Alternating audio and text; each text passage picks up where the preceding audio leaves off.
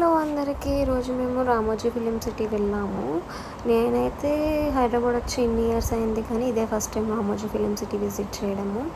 And ఇప్పుడు Carnival ఒకటి జరుగుతుంది, సో బాగుంది. బట్ మేము కార్నివల్ వరకు లేము, వచ్చేసాము. కొంచెం వర్క్ ఉండి నేను తిరిగినంత వరకు నేను చూసినవన్నీ క్యాప్చర్ చేశాను, మీరు కూడా చూడాలని చెప్పి.